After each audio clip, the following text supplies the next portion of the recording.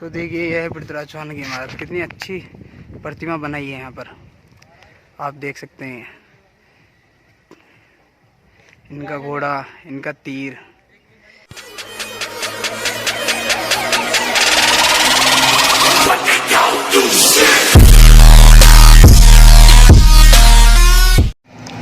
Hello friends, मेरा नाम आसिफ खान और आप देख रहे हैं मेरा चैनल जलाले से। तो आज हम आए हैं अजमेर में पृथ्वीराज चौहान के स्मारक में। ये पृथ्वीराज चौहान को बहुत अच्छा स्मारक यहाँ बनाया हुआ है, जिसमें पृथ्वीराज चौहान की एक बहुत ही बेहतरीन मूर्ति बनाई गई है और पृथ्वीराज चौहान से रिलेटेड पृथ्वीराज चौहान का इतिहास पूरा अच्छे से यहाँ पर दिखाया गया है। तो आज मैं आपको इस वीडियो में पृथ्वीराज चौहान का स्मारक दिखाने के साथ साथ पृथ्वीराज चौहान की हिस्ट्री के बारे में भी बताऊँगा। तो आप शुरू करते हैं, आपको बाहर से दिखाते हैं इस स्मारक।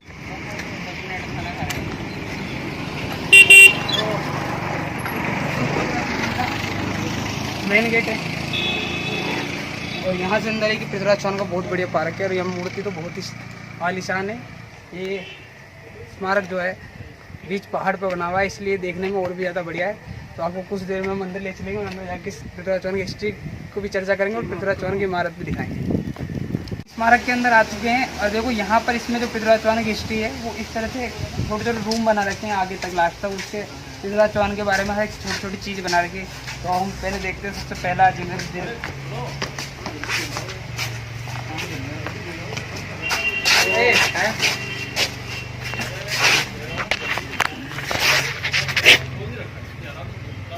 तो देखो ये है पहला रूम इसका, इसके बारे में कुछ लिख रहा है यहाँ पर।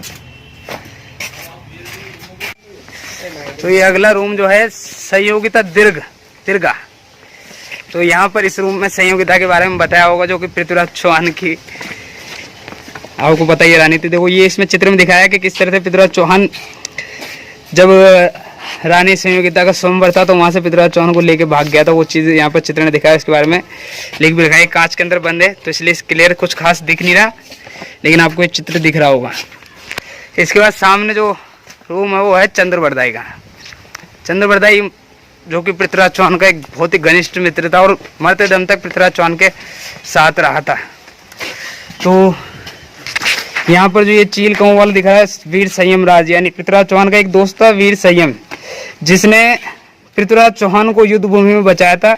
जब पृथ्वीराज चौहान काफी घायल था तो गिद्ध उसे खाने के लिए आ रहे थे, तो इस संयम राज ने अपना खुद का मांस काट कर उनके दो खिलाया था, जिससे कि पृथ्वीराज चौहान बच सके। तो देखिए पहले जमाने में किस तरह की दोस्ती और यारी थी।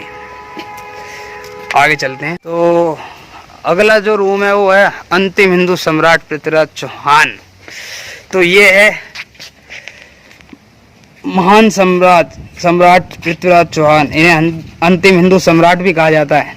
इनका जन्म कब हुआ तो इनके स्मारक वो सब मैं आपको आगे दिखाता हूँ, जो कि लाइव बिना किसी रूम के। तो ये स्मारक काफ़ी ऊंचाई पे बना है और काफ़ी आलीशान है, ये आप देख सकते हैं।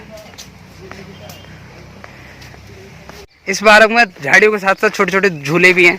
तो चलो थोड़ी सी कारस्तानी कर ली जाए।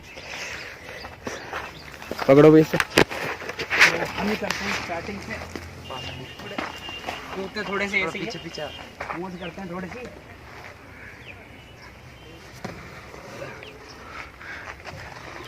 आ जाओ, वाल को मजे लेते हैं, पार्क का आनंद उठाते हैं। आ जाओ, पकड़िए मतलब पकड़िए। यहाँ पर झाड़ी के बीच में झूला है, लेकिन मुझे लगता है किसी काम का नहीं है। ओ ये तो जाम है, और भी आगे भी है कई झूले जिसे हम देखते हैं। अब बात कर लेते हैं पृथ्वीराज चौहान की थोड़ी हिस्ट्री की। पृथ्वीराज चौहान का जन्म जो 1163 ईस्वी में अजमेर में हुआ था और इनके पिताजी का नाम था राजा सोमेश्वर। सोमेश्वर एक काफ़ी महान योद्धा थे और मात्र 16 वर्ष की आयु में ही पृथ्वीराज चौहान को राज्यभार संभालना पड़ा, क्योंकि भीमदेव नाम के एक शासक ने उनके पिता की मृत्यु कर दी थी।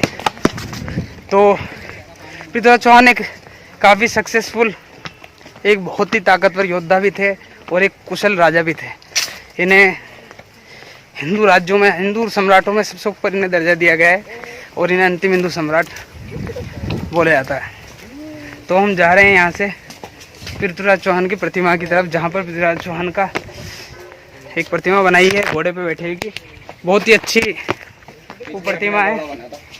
तो चलो वहाँ चलते हैं वहाँ पर आगे और पृथ्वीराज चौहान की हिस्ट्री और मोहम्मद गोरी से पृथ्वीराज चौहान के कनेक्शन की बात करेंगे हम। तो हम पहुँचे यहाँ पर शब्द वेदी धनुधर पृथ्वीराज चौहान। तो देखो ये पृथ्वीराज चौहान के अंतिम समय का पिक्चर दिया गया है, जब मोहम्मद गोरी ने धोखे से पृथ्वीराज चौहान को अपने कब्जे में ले लिया था। तो कब्जे में लेने के बाद चंद्रबदाई मोहम्मद गोरी के पास रूप बदल के गया था। उसने मोहम्मद गोरी से बोला था कि पृथ्वीराज चौहान शब्द वेदी वाण विद्या में निपुण है, एक ऐसी विद्या जिसमें बिना देखे भी पृथ्वीराज चौहान अच्छा तीर कमान निशाने पे साध सकता है। तो देखते हैं आगे क्या लिख रहा है। विदेशी आक्रमणकारी मोहम्मद गोरी ने पृथ्वीराज चौहान का शब्द वेदी बाण चलाने का प्रदर्शन देखने का आयोजन किया। एक ऊंचे आसन पर मोहम्मद गोरी ने स्थान ग्रहण किया, 7 लोहे के तवे लगवाए, शब्दोच्चारण किया। कवि मित्र चंद्रबदाई ने लक्ष्य की ऊंचाई 4 बार 24 गज और अंगुल अष्ट दोहे में प्रकट की। पृथ्वीराज चौहान का शब्द वेदी बाण लक्ष्य पर भेजने में सफल रहा। यानी चंद्रबदाई ने एक दोहे के माध्यम से पृथ्वीराज चौहान को ये इशारा कर दिया कि मोहम्मद गोरी कहाँ बैठा है, और पृथ्वीराज चौहान ने तीर से मोहम्मद गोरी को छलनी कर दिया, ऐसा इतिहास बताया जाता है। और यहाँ पर चंद्रबदाई की एक प्रतिमा है। यहाँ पर एक छोटा सा झूला दे रखा है, तो मैं अब यहाँ पर चढ़ता हूँ और थोड़ा देर इस पृथ्वीराज चौहान के मजे ले लेते हैं। हालांकि इस तरह से इलीगल तरीके से चढ़ना उछलना सही नहीं है, स्मारक को नुकसान पहुँचेगा तो फाइन भी देना पड़ सकता है। अब मैं आपको फिसल पट्टी में फिसल के दिखाता हूँ, मेरे जैसा बुढ़ा आदमी कैसे फिसलेगा। मुझे अब भी डर लगता है झूले में। इधर सामने आओ।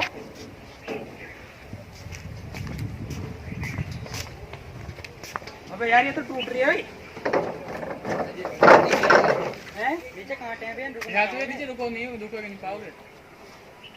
लीड में आ रहा हूँ ना, देख तो ले। और यहाँ पर अब शहंशाह जलालुद्दीन मोहम्मद अकबर फिसल पट्टी में फिसलने से डर रहे हैं, और मुझे नहीं लगता कि मुझे नीचे जाना चाहिए। अरे मेला जाना, अरे कहाँ नीचे नीचे नीचे नीचे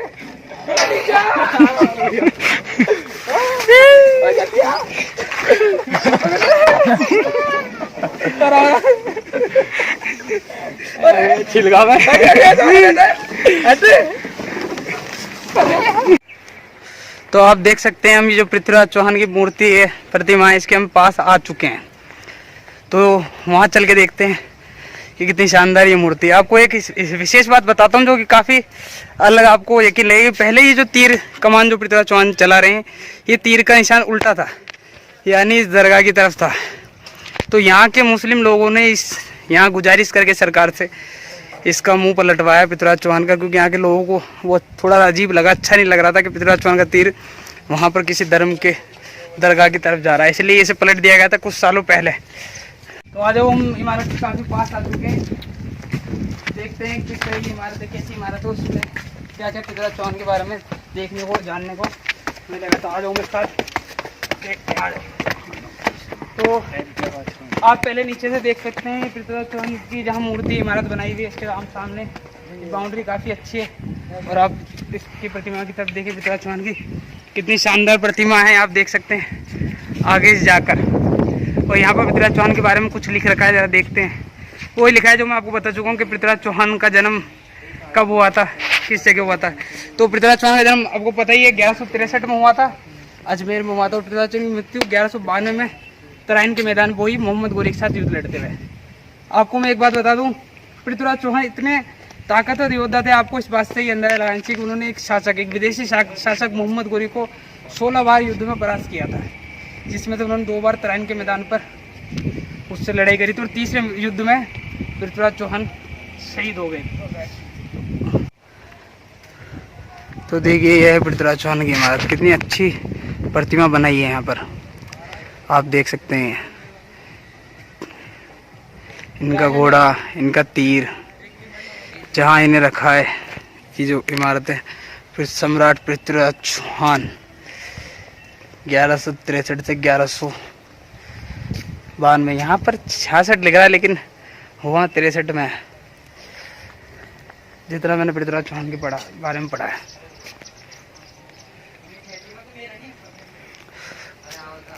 और सामने ये तारागढ़ दुर्ग है, तारागढ़ का किला है। तो ये पृथ्वीराज चौहान का साम्राज्य जो कि एक चित्र में दर्शाने की कोशिश की है कि पृथ्वीराज चौहान ने कहाँ का राज्य किया था। देखो पृथ्वीराज चौहान ने नागौर, अजयमेरू, जिसे आज के टाइम में अजमेर बोला जाता है, चित्रकूट, रणथंभौर, खंडेला, दिल्ली, हस्तिनापुर, भादरा, भटिंडा, ये इन राज्यों पे पृथ्वीराज चौहान ने राज्य किया है। जिसमें अजमेर, जो पहले अजमेरू के नाम से जाना जाता, काफ़ी फेमस है, जहाँ के राज। तो पृथ्वीराज चौहान दिखा दिया मैंने बच्चों से। इनसे पूछता हूँ जरा, ये मेरे से पृथ्वीराज चौहान से रिलेटेड क्वेश्चन पूछना चाह रहे हैं, तो एक एक करके पूछ सकते हैं। हाँ बताओ आप पृथ्वीराज चौहान के बचपन के बारे में बताओ। देखो पृथ्वीराज चौहान का जन्म तो यहीं हुआ था, अजमेर में, सन 1163 में।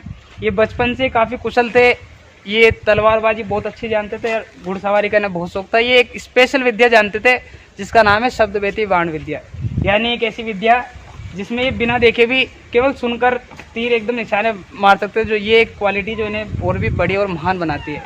हाँ भाई, आप कुछ पृथ्वीराज चौहान के बारे में पूछना चाहते हैं? मैं इसकी मृत्यु के बारे में जानना चाहता हूँ सर। तो पृथ्वीराज चौहान की मृत्यु की तो हिस्ट्री काफ़ी अलग है।